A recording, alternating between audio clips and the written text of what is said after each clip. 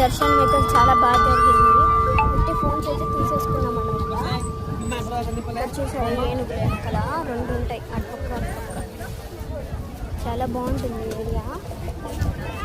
మీకు back camera పెట్టి చూపిస్తాను. ఇప్పుడే దర్శనం అయిపోయింది.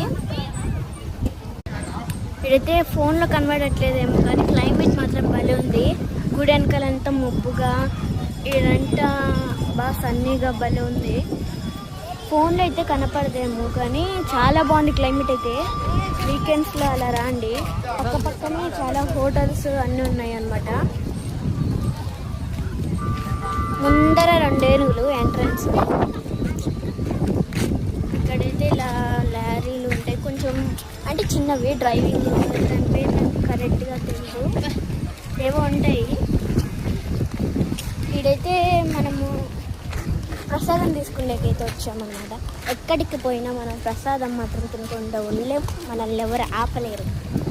ప్రసాదం కోసమే చాలా మంది ఉంటారు. మాకు చూడండి డైలాగ్ నచ్చిందని చెప్పి వీడియో తీసుకుంటాను. అంటే ప్రసాదం కోసం అయితే క్యూలో నిలబడాలి.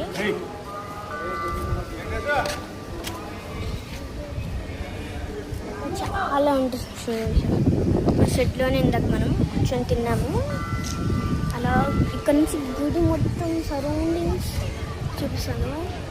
ఏనుగులు ముందర. ఇప్పుడైతే ఇలా మనం క్యూలో నిలబడాలి. ఇలా మీరు కేఎఫ్సీలో చూస్తారు కదా, ఇలా ప్రసాదాలు ఆర్డర్ చేసుకునేది. ఆడ ఈట కూడా ఆర్డర్ చేసుకుంటారు ఇక్కడ ప్రసాదాలు. మనమైతే పే కట్టాలి. చూద్దామనండి ఎంతో. ఇక్కడ కనబడుతుందా? లడ్డు 20 రూపీస్, పులిహోర 15 రూపీస్. అదేంటి ఫ్రెండ్స్, అదేదో నాకు కరెక్ట్గా పేర్లు తెలియట్లా. లాస్ట్ అయితే కలకండ కూడా ఉందంట 5 రూపీస్. ఇక్కడ నుంచి సరిగ్గా కనపడట్లే. అభిషేకం లడ్డు అంట. పైంది సింగమ్మున ఏదో ఉంది ఫ్రెండ్స్. అభిషేకం లడ్డు వచ్చేసి 75 రూపీస్. కౌంటర్ అనమాట ఇది. మా చెల్లి అయితే తినేస్తుంది. ఇక్కడ బ్రాస్లెట్స్ దొరుకుతాయి, తీసుకున్నామని.